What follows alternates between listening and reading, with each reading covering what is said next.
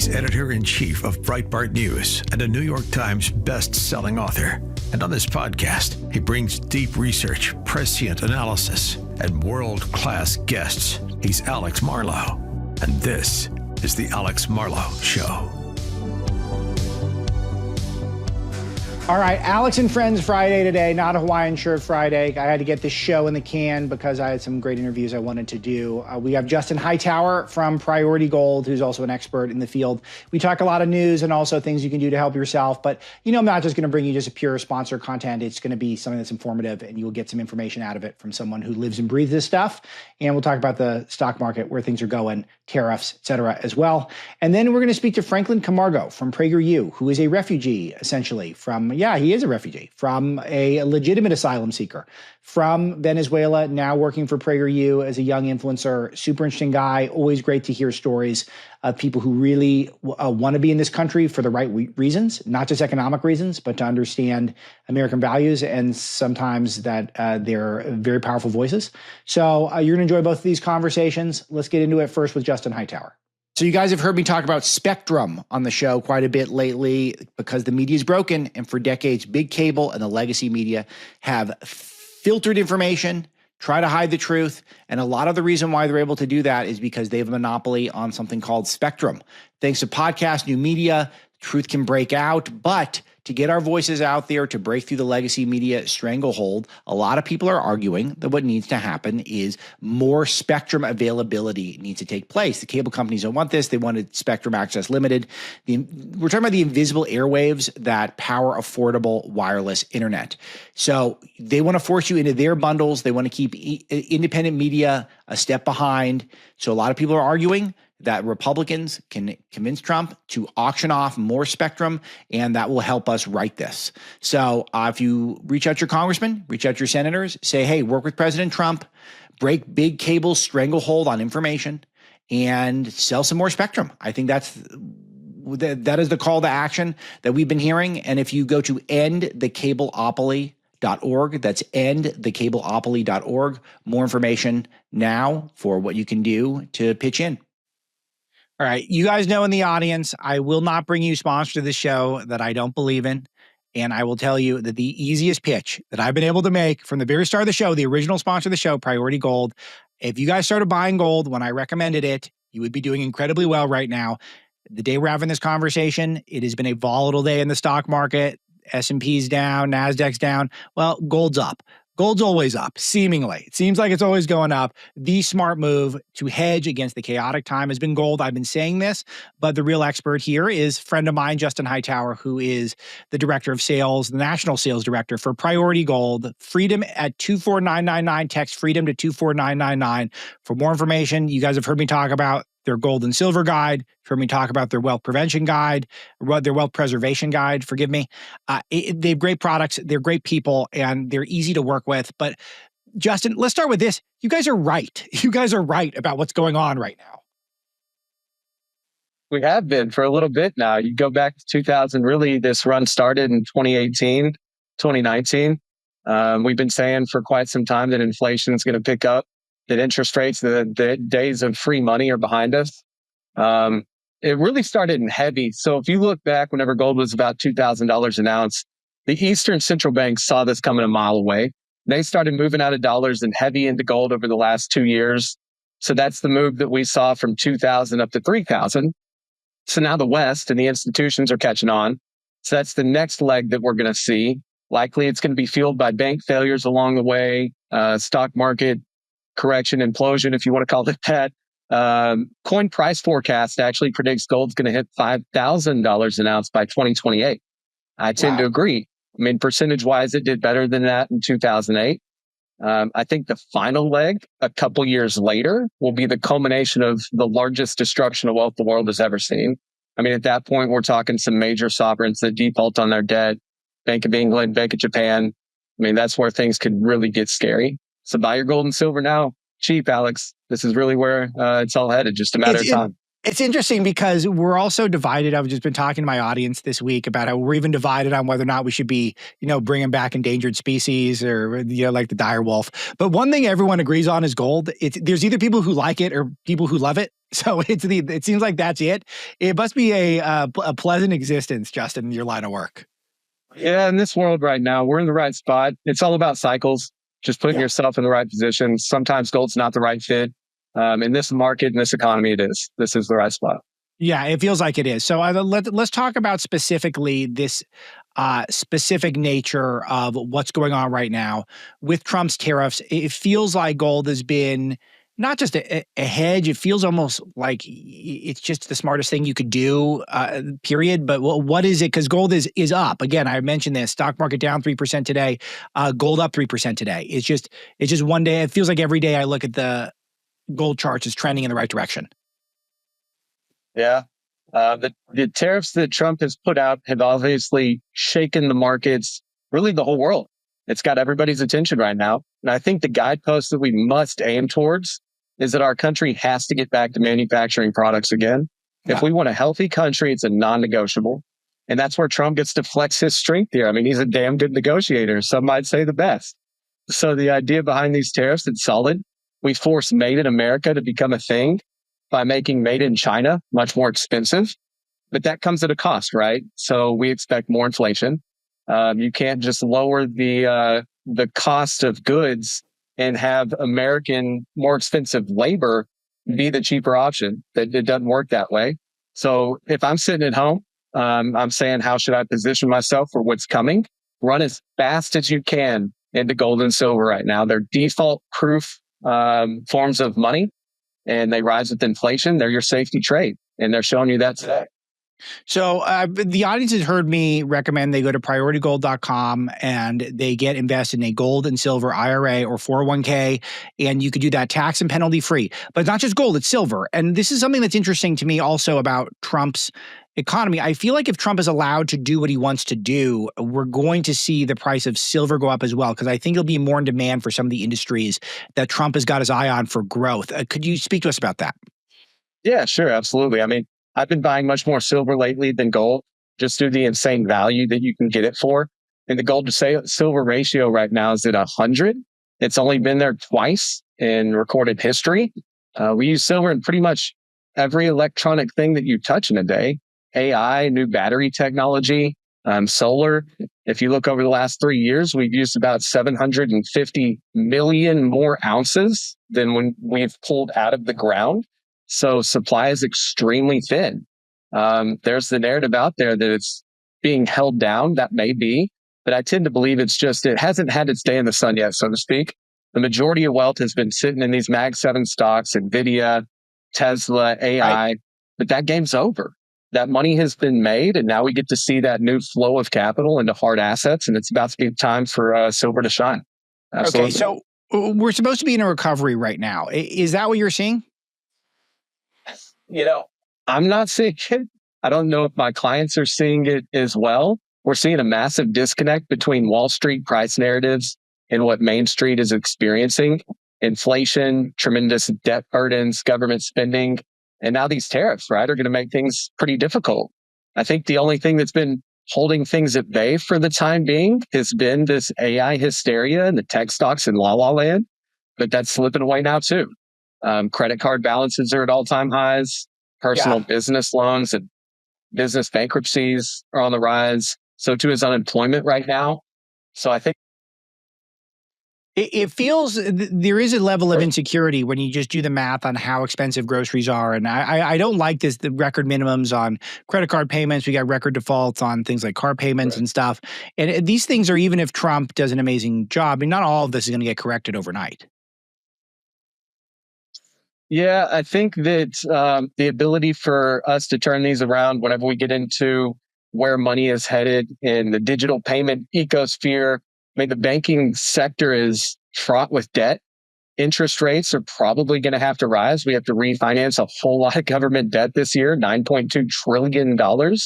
So what does that do to the banking sector? I mean, what does that do to regular people that have these credit card balances? As interest rates rise, that's going to get harder.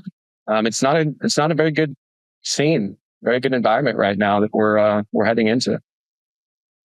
All right, so let's talk about the Fed here. And the Fed seems like they're in a tough spot because there's a lot of pressure for them to cut, but you could see a case that maybe they even have to raise rates for various reasons. I'm sure you guys have given this a lot of thought.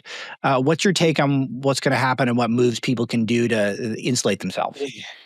Yeah, I mean, if you haven't figured it out, Alex, I don't think that the Fed has much control here. Whenever you look at what's really driving the interest rate market, it's bonds. There is right now a very big need for safety. And whenever you head into the safe trades out there, it causes a lot of problems financially. Stock markets pull back. I think what we're going to see moving forward is really higher interest rates. We have to refinance. I mentioned $9.2 trillion worth of government debt. I don't think that there's the demand out there for that much debt at the current rates. So rates are going to have to rise to attract it. And inflation causes that. Rising default risks cause that. My prediction, and you can hold this to me, Alex, I think that the Fed will have to raise interest rates before they're able to cut again. I think with inflation coming back, they're just not able to cut. Well, let's just be simple about it. How will that affect the average American? Whenever you look at everything in our markets, it's a credit-based market. So that makes the cost of money more expensive and everything comes down. It's a finance purchase. Houses, cars, business loans, everything that runs on credit. It slows down everything. GDP falls. That's it. Yeah, and it is one safe move. It's gold, prioritygold.com. There are trillions of dollars that have been wiped from the market recently. I want to hear what this means for people's retirements. Sure. So if you have that big of a shock quickly, people getting their 401k statements right now, I mean, that's a big hit. I'm hearing from people that have lost $300,000-$400,000 in their retirement accounts. And that takes, time. If they're in retirement, you don't have that ability to withstand these big drawdowns. So yes, the quickness has really woken people up. I think this is the first shot across the bow. The best thing you could do is start to diversify. Get into safety. Get into places that protect wealth. This is not the time to go after growth. There will be another day for that. If you can protect wealth right now and let the economy contract and shrink around your purchasing power, then you can come out on the other side and we can go after growth again, someday in the future. But right now it has to be about wealth protection. It has to be about getting things more shored up for all people in retirement account or heading into retirement account. Yes. So gold's on an amazing run. We touched on this briefly earlier. I touch on it pretty regularly on my show. Why is this happening? So a lot of it has to do with the central bank demand of the world.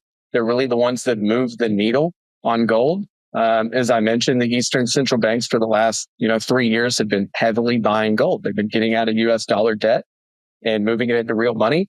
Now our institutions are catching on. People, usually the last ones, the retail investors like you and I. But that wave is coming. It hasn't hit yet. Only about 5% of people own gold in the U.S. right now. And so we see that going up, 10%, if that doubles. What does that do to the price of gold? There's not that much gold in the world. So right now it's about really that next wave is what we see happening, right? Is the retail crowd waking up to the gold trade, and we're going to have a next leg. That's where 5,000 comes into play. We say in the next 3 years, our forecast is that $5,000 announced by 2028.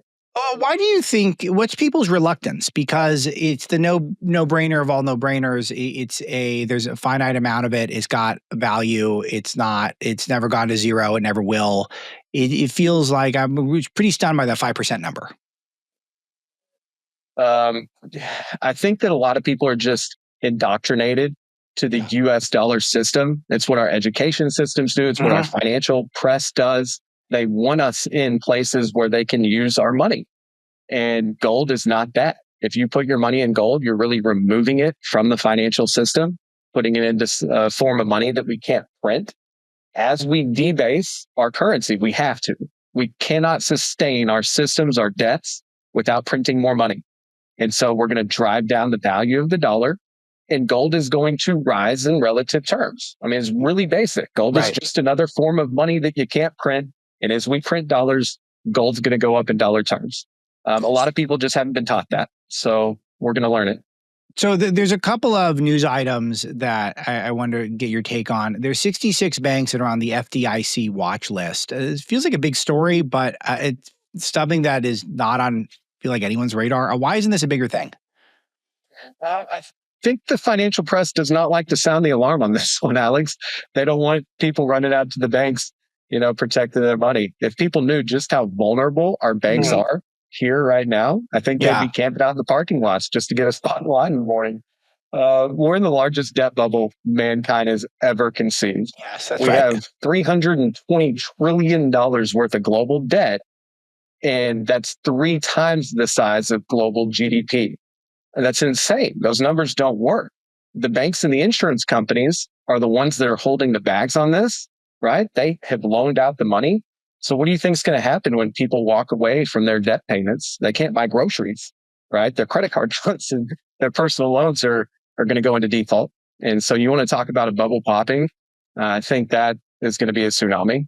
I think the bank failures are really something that we all need to be paying more attention to. Yeah, I'm very nervous about that. I'll tell you, I don't sleep well, so everything keeps me up at night. But this is on the list for me. It doesn't seem rational. And again, it gets maybe it's just too uncomfortable. But we don't talk about that. You said $300 trillion. I mean, it doesn't surprise me that that's true. And yet it feels like that should take up much more of our conversation than it does. Because what happens if collectively something happens to the economy and everyone just stops paying and then the banks default and then boom? I think that's I don't know. I used to think that was part of the plan with the previous administration, right? You let the banks fail, you come in with a digital currency, you backstop the banks, and now bam, we're back on the system where they can control all of our finances. I hope that that's not going to happen now with Trump in office. But that seems like the next logical evolution of money is a digital form of money that the governments can control our purchasing. When the banks fail, we can't print enough money to save the banks now. That's really the only option. It's either go back to, sticks and stones that we're trading with hard assets, or we go into a digital form of money. And so maybe it's a splinter of both. Maybe some people don't want to trade in digital dollars, so they're using gold and silver. Yeah, that is definitely a deep concern, and particularly if we get another Democrat. But even with there's some, you can bet that this is a big moving target there with the digital currency. I want to ask you about AI. Do you feel like the AI frenzy that we're in? Do we feel like this is a bubble too, or do you feel like that is still a growth industry? Well, I mean, I don't want to sound like a perma bear, Alex. I'm not. I made a lot of money from tech and AI stocks in the last several years.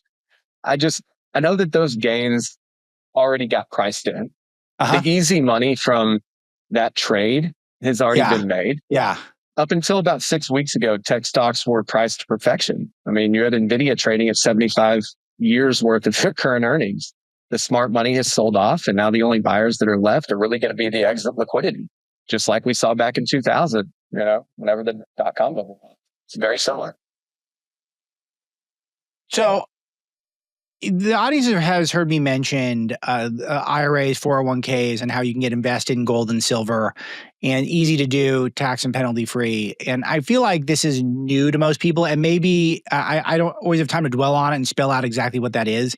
Could you please explain this to people who are not sure what I'm talking about or weren't aware of this?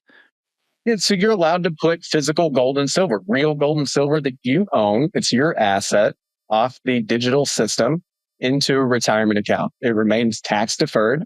It's a great way for you to maximize the amount of gold and silver holdings.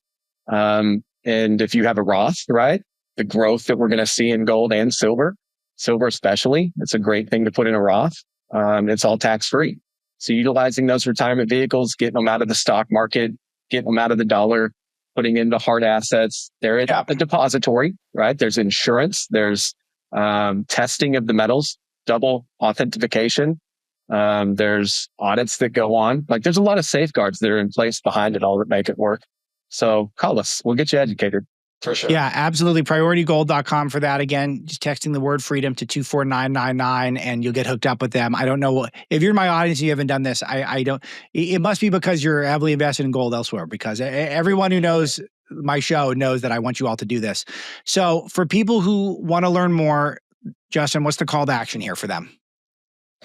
First thing I tell people is education. You have to understand what's happening in the markets, why gold and silver have been historically reliable hedges against these type of economic uncertainties.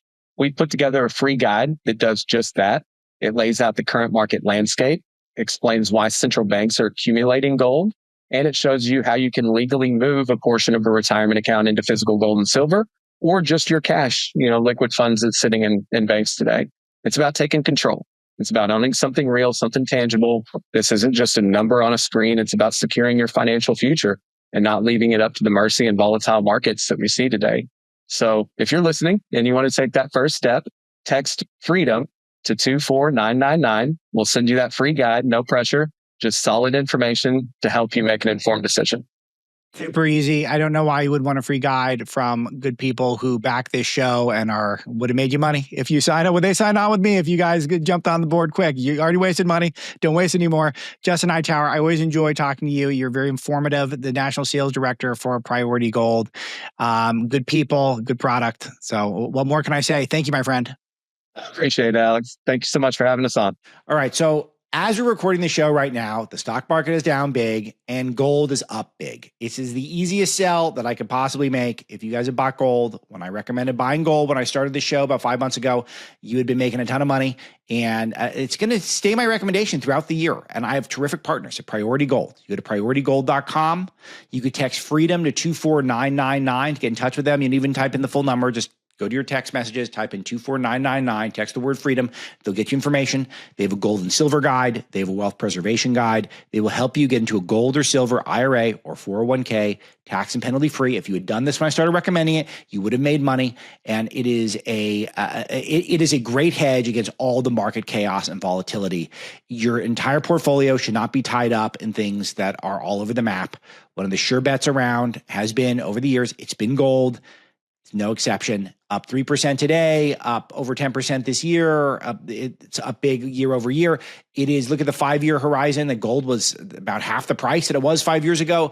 It's a sure bet, essentially. For the lawyers, I'll add essentially in there. But you guys know gold as good as you can do. And I have terrific partners that help the show. PriorityGold.com. It's PriorityGold.com. It's a win-win. All right. Well, welcome to the show today. Franklin Camargo. He's a Prager U commentator. I got to know Franklin a little bit because we did a Lara Trump show, which I was on earlier this week. If you guys are interested in that, I was on that again. So you guys can hunt that down, The Right View, which is also a Salem thing. So it helps everyone out.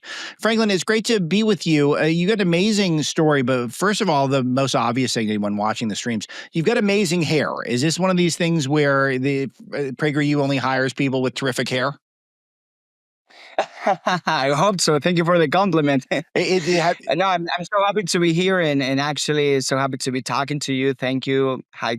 I want to say hi to all your audience, and let's have a nice conversation.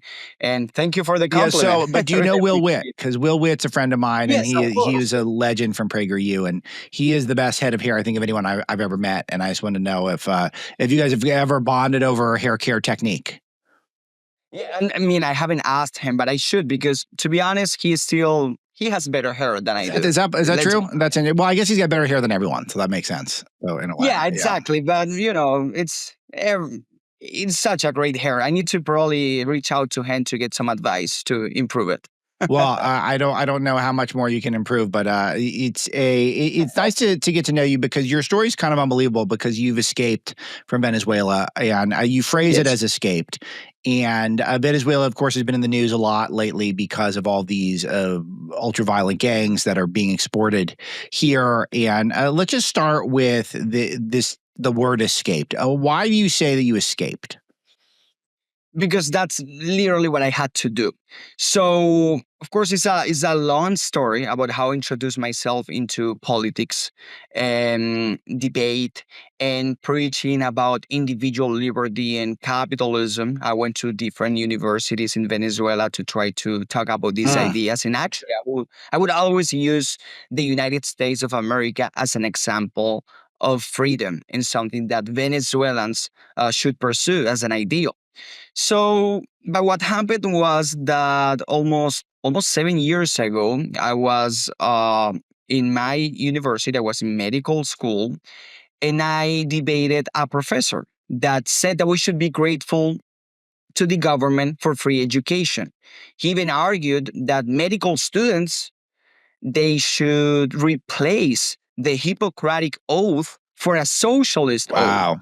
And I had debated professors in the past.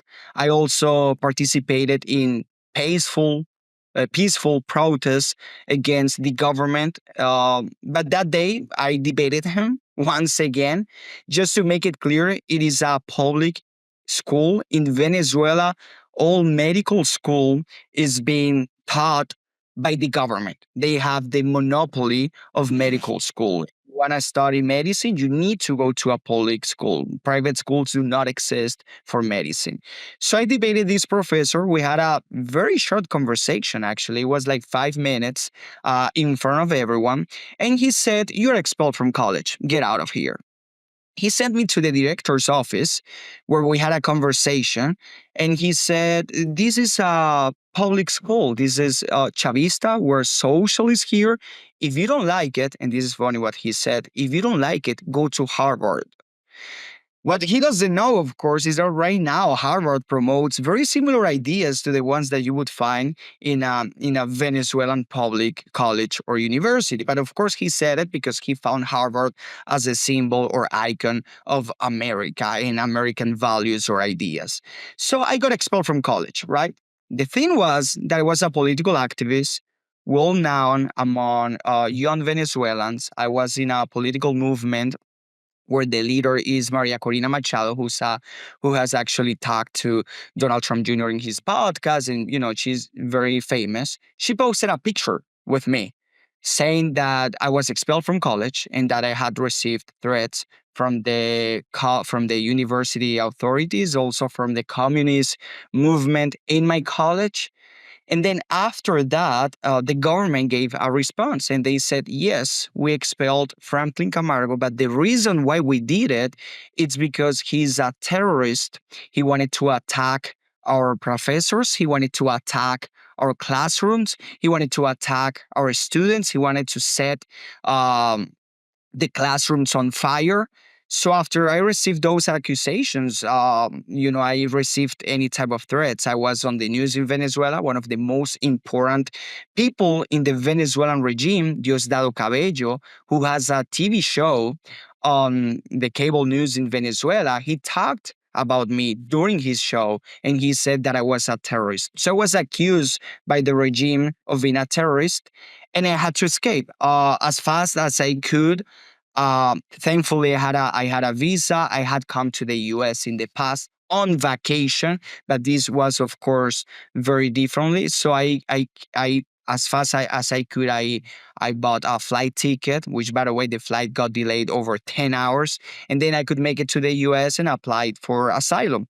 Thankfully, in that moment, Trump had a good policy to try to incentivize people who actually have asylum to seek asylum, and those who do not have asylum do not apply for it. So he had a policy where individuals who would apply for asylum would get their interviews quick. So that's what. give me a day to day in Venezuela. Give me a typical day. How would you spend the day? Because is it you have to scrounge for food? Is it one of these things where you're constantly thinking about how do I actually get basics, and that takes up a bunch of the day? Because it sounds like that could be a heavier burden than here, where you just go to a grocery store and just everything's there and affordable. Yeah.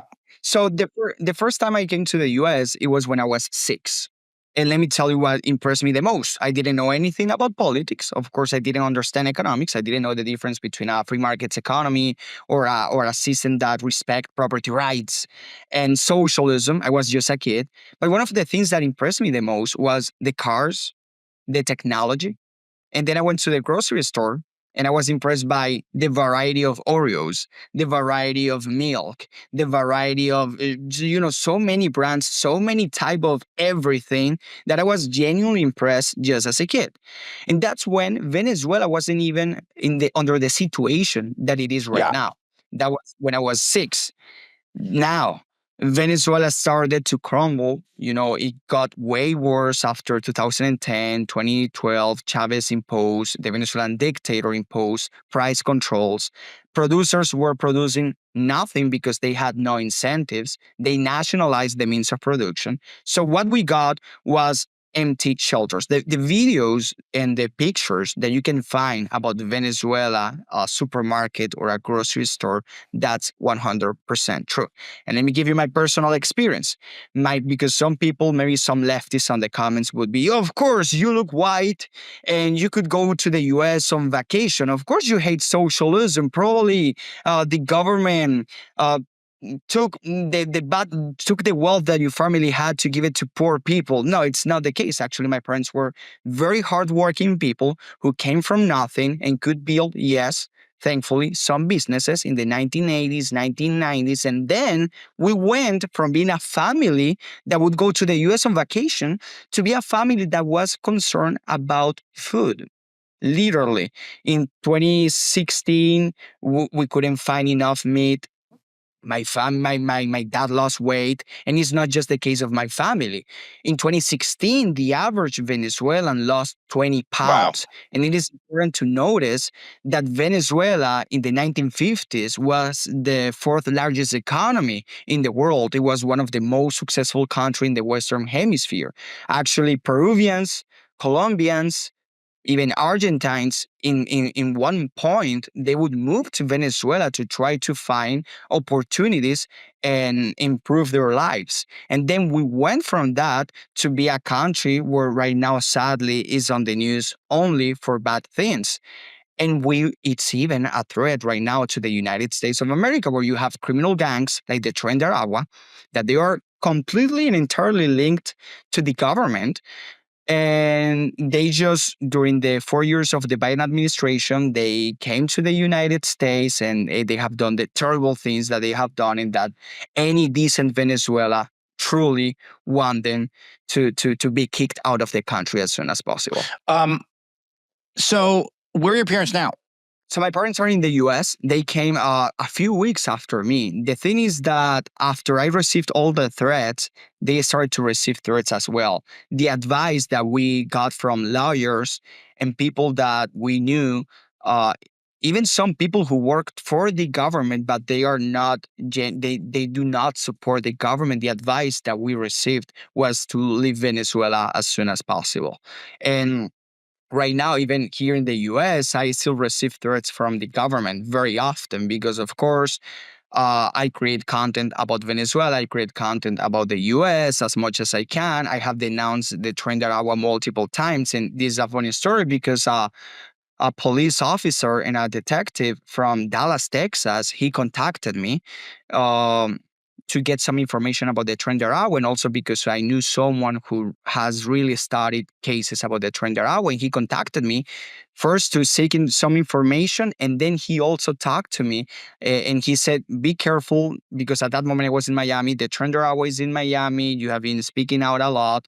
So before working at Prager U, actually, I was working at Univision as a conservative panelist. And I would denounce the Tren de Aragua in a daily basis. So something that people need to understand in America is that the Tren de Aragua, when we talk about the Tren de Aragua, we're talking about a criminal gang that has the support of the Maduro regime. So Tren de Aragua, Maduro this is really regime important. I want to emphasize this because this is part of why the Alien Enemies Act, I think, worked as well as it did, is because the Maduro regime does support Tren de Aragua. And this is something that people really missed, I think. Yes. So to put it into perspective, the Tren de Aragua started as a criminal gang in a prison in Aragua State. So in a normal country where the government has nothing to do with criminal gangs, how would a criminal gang actually start inside of a prison? The reason why it did in Venezuela is because it had the direct collaboration of the Maduro regime. It's not just that the Maduro regime allows them to do whatever they want to do. No, Right. it's even more than that. They work together. So something important about the Aliens Act that Trump implemented is that it said the Maduro regime has links with the Agua, and it's a narco state. And I think it was a very, very important statement because it is reality. Any Venezuelan who really knows about Agua and who is not biased would tell you the same. And it's something that I also want to say is that you shouldn't underestimate Agua, the capacity that they have had to go not just and commit crimes inside of Venezuela, but they first, during the first Trump administration, they didn't come to the U.S. for obvious reasons, but they were going to, and they actually had presence in Peru, Ecuador, Colombia, Chile, and then during the 4 years of the Biden administration, they found an opportunity in the U.S. and the crimes they have committed in Aurora, Colorado, even in Texas. We have the case, of course, of Lakin Riley, a nurse student who was killed by Jose Ibarra, a member of the Agua. And for people who say this is not about left or right, this is not about Democrats or Republicans, he came into the country illegally during the Biden administration. Then he went to New York, a Democratic state, and also at New York City. He committed a crime there. He actually committed an aggression against a minor. And then he got a humanitarian flight to Georgia, where he finally killed Lakin Riley. So for people who say this is not about Democrats or Republicans, it clearly is. There is a difference. There is a difference between 15,000 people crossing the border daily and 200 individuals. There is a huge difference about that. And Venezuelans, legal immigrants who love the United States of America, who are grateful about so many opportunities that this country provides, and that we also understand what made America the country that it is, we should be the first ones to speak out against Agua, against illegal immigration, against open borders. Because let me tell you something. Of course, I appreciate my background story. I wouldn't change anything if I could. And you know, I'm a proud and patriotic immigrant to the United States. But I don't want the U.S. to become Venezuela. I don't want that. And some people would say, "How dare you saying that you are Venezuela?" There is a reason why I escaped Venezuela. There is a reason why Mexicans escaped Mexico. So if you come to the U.S., you need to embrace American values, and you need to be against letting people who hate America to come here and stay here. So it feels like with Agua, is how organized are they? Because one of the things that I was always interested in about, like, if you look at all these gangs that Bukele is able to round up, and something dawned on me. The reason why he's able to do this is because they're not that organized, clearly. Because if they're super organized, he would have a much harder time, I think, rounding everyone up, putting them in the jails, and then not seeing some sort of massive rebellion take place within the jails. I think a lot of it's because it is not clearly organized. But are you saying Agua, though, is getting very organized and potentially is more dangerous than the other gangs for that reason? Yes, I mean, there was an article that was just written by the New York Times where it said that there is no connections between the Maduro regime and the Agua.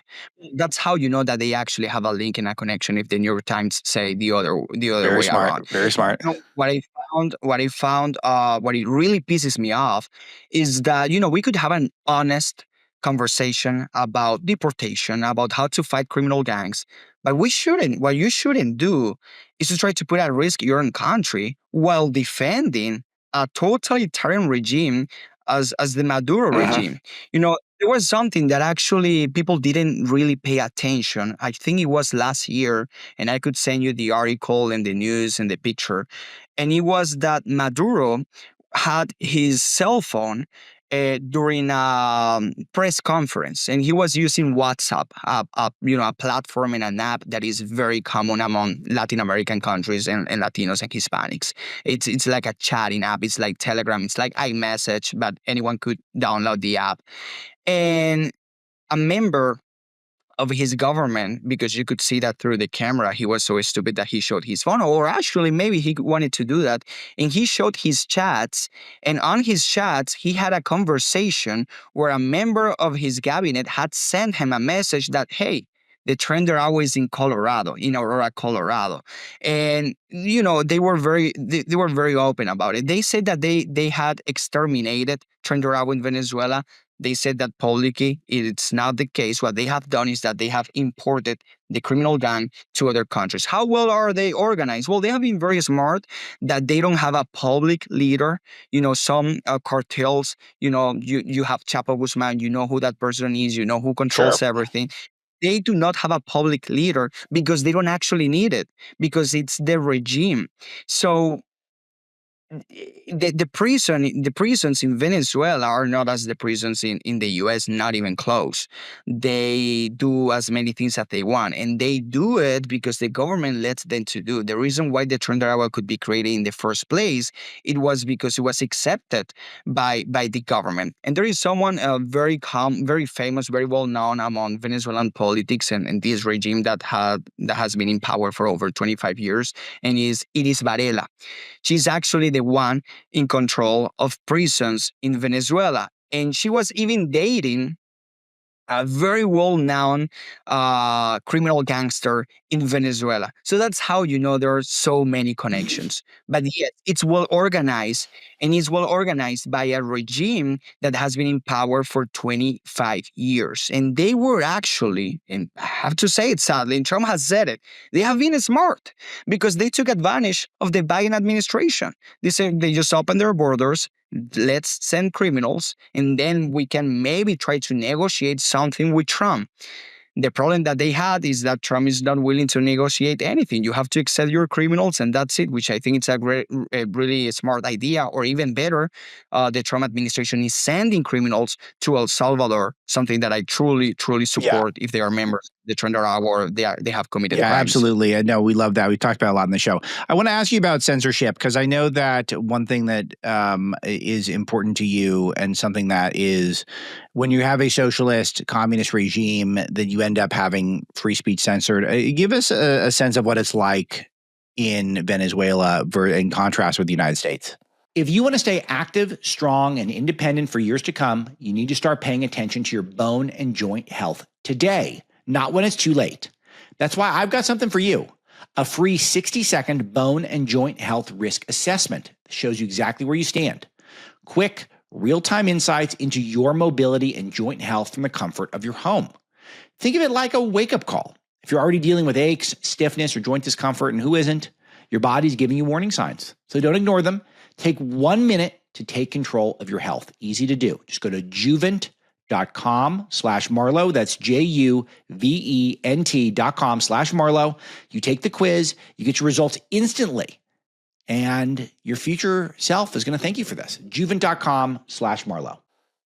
Okay, so there are a few things. First, one of the first times where I could tell that I was living in a dictatorship, it was when I was 8 or 9 years old.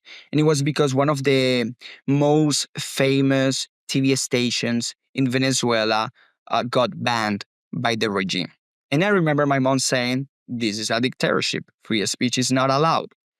So I was growing up in a place where I knew that people, by speaking out loudly, they could go to prison. In fact, when I was already a teenager and a political activist, before I was accused of being a terrorist, my cousin, Jose Vicente Garcia, he was a political activist.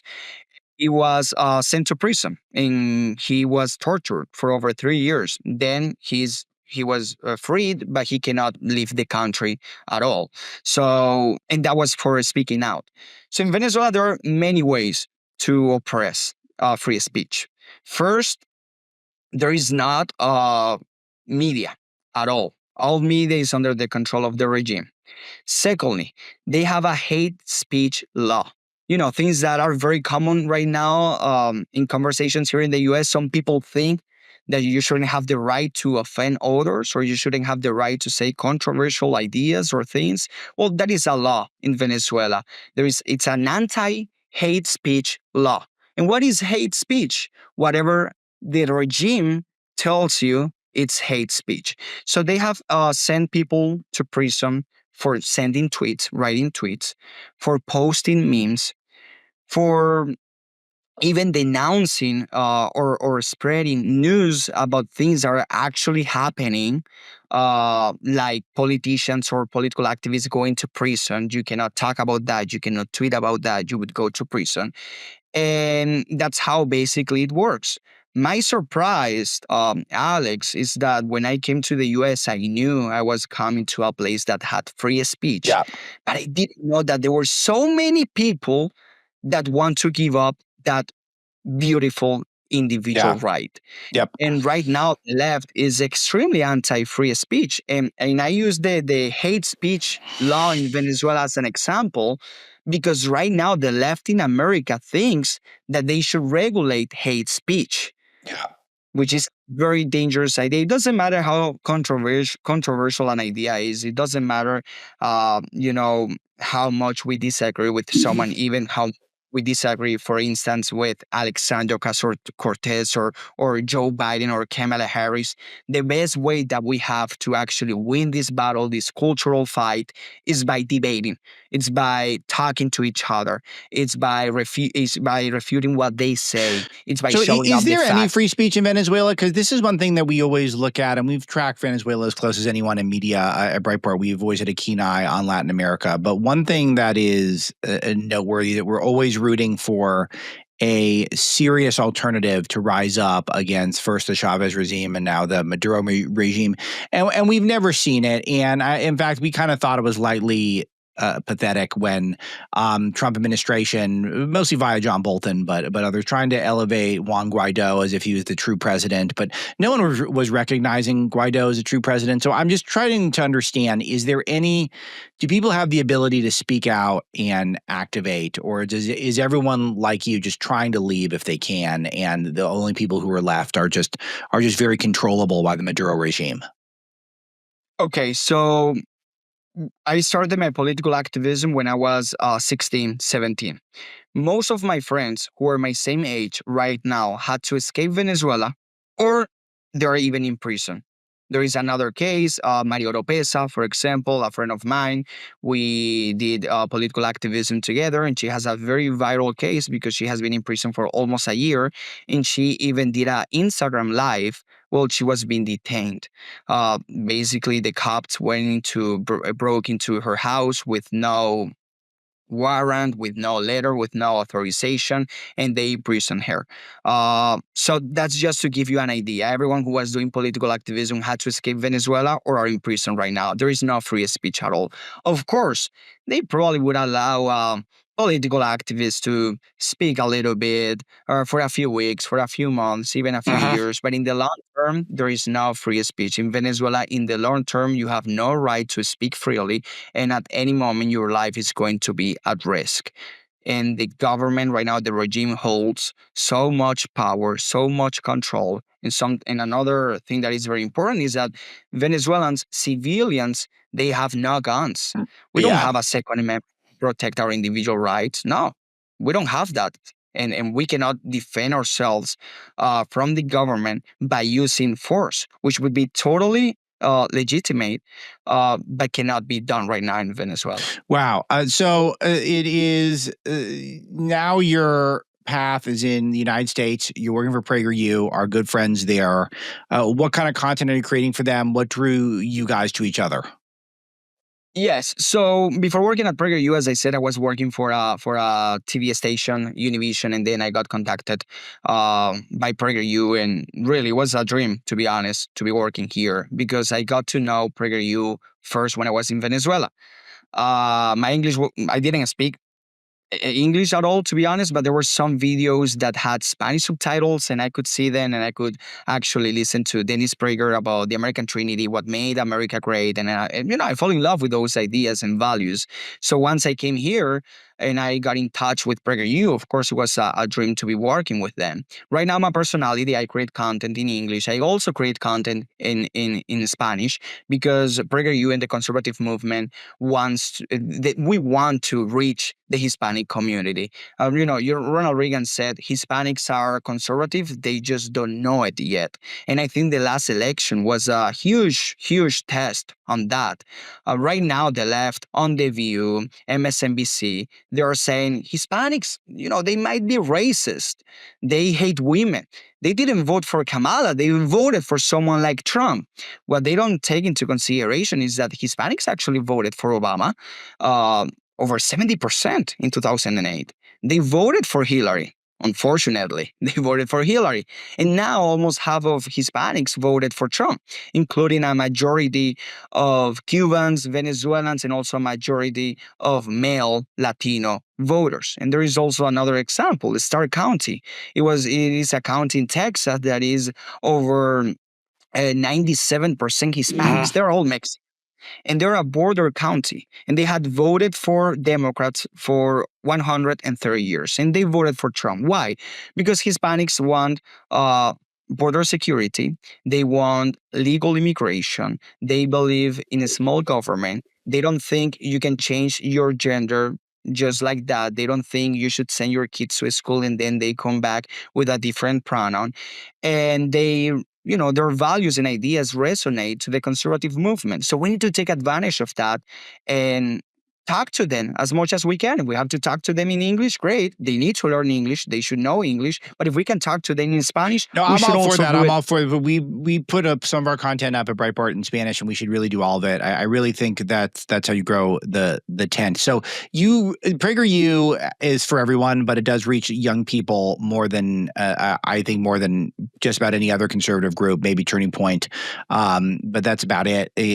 Which is great. So how do you? And we have a lot of good friends. The Young America's Foundation does great work, but Prager U is really singular in the online space, trying to reach younger people. So what is the message that you think resonates with younger people? How do you get into younger people's hearts and minds? Well, the most important thing is to actually teach them about how great America is and that they should be grateful for that. When I moved to the United States of America, there were many cultural shocks. New language, new tradition, new habits. For example, to tell a funny story, Latinos, we are very touchy. We between men and women, we're friends and we would kiss each other respectfully. In America, in my second week here, I had met a girl who was a friend of mine. Nothing serious, but very respectfully, I went to hug her when I was gonna say hi to her, and she was a little bit like, "Hey, what are you doing?" So there were many cultural shocks when I moved to the U.S. But the biggest cultural shock was actually about politics. We're approaching my first 4th of July. That is actually my favorite holiday right now. As you can tell, I really love America. And I asked her, are you going to celebrate? What are you going to do? Are you going to have barbecue with friends? Are you going to meet up with family? And she said, no, I'm not going to celebrate. I never celebrate the 4th of July. I do not celebrate Independence Day. And I asked, why? Because I hate America. And it was a real cultural shock. How could someone hate America, a country that was founded on so valuable, great, wonderful ideas, a country that became the most successful, the most powerful, a country that has saved the world at least 2 or 3 times. In Europe, they would be talking German right now if it were not because of, or Russian if it were not because of the United States. This is a country that has, allowed many people like me to escape totalitarian regimes and to come here and fulfill dreams and achieve so many goals. How can you hate this country? So the best way to talk to young people is to actually explain to them how amazing this country is, and that it wasn't a coincidence. It wasn't an accident. It was about ideas. It was about the foundation. It was also about culture. And this is very important. It was about the principles of liberty. Every individual has the right to be free. It doesn't matter we're going to be equal or we're going to be free to pursue our own happiness. In God we trust. We have a Christian foundation that we cannot reject or deny. And that actually taught us that our rights do not come from the government, do not come from politicians. That's why they shouldn't change our rights and be like, you know what, hate speech is dangerous. So we're going to limit the way that you can talk and that you can speak out. And at the end, it's about that. It's about teaching young people to not take freedom for granted, to not take America for granted. This is a country that is the greatest nation on earth, and we should be proud about being here, and we should feel blessed about being here totally. And that's something that young people are not listening to. They are being taught lies about America. They are being taught lies about its history, about its fundamental values. And if people hate America, they are going to embrace leftist ideas. Because what the left tells you is that this country is racist, it's evil, and we should change it completely. While conservatives, we believe that we should preserve the things that had worked during 250 years. And the way you're going to embrace those ideals is first, you appreciate what this country is. And I think Prager U does a really good job when it comes to that. I agree with you on this. So Franklin, what's the plan? What kind of content do you want to make? What do you see in your future here coming up working with Prager? So I post as much content as I can on Instagram, on TikTok. I do it as well, and I'm constantly posting at least 3-4 videos on YouTube Shorts. I also have some long videos. I just made a 5-minute video, which is a very famous series on Prager U about how socialism destroyed Venezuela. The video is actually pretty funny. I invite everyone to see it. It has almost 1 million views on YouTube because I started by saying that socialism works. It promises what it delivers, but you have to pay attention. Socialism promises income equality. We're all going to be equal. Well, in Venezuela, poor people, over 90% of Venezuelans are poor right now. So that's actually, it got closer to achieving equality. So I'm creating content. I'm going, into interviews. Yesterday I was on Fox Noticias in Spanish. Nice. I was also at Fox News in English. So it's about talking to people, talking to Americans, talking to Latinos, talking to young people. We need to embrace American values. We need to love this country. So everyone can just follow me on social media. They can also follow, of course, Prager U Espanol on YouTube, and share the content. Sometimes we think that if we have just a few followers, our content we promote content, it's gonna do nothing, but actually makes a huge difference. And at the end, most of the media right now is taken by the left. The left has Hollywood, it has entertainment. So we need to use social media, and we need to, talk to our friends, talk to our family, talk to our neighbors, because this country is worth fighting for. Franklin Camargo, very well said. PragerU.com for more from Prager, and Franklin's all over the social web. We feature all their stuff at Breitbart.com all the time. And that's it. Good stuff, my friend. Really nice to talk to you. And let's come back and talk about the news sometime soon. All right. Thanks to our producer, Misty, and all of you in the audience. We'll talk to you next time.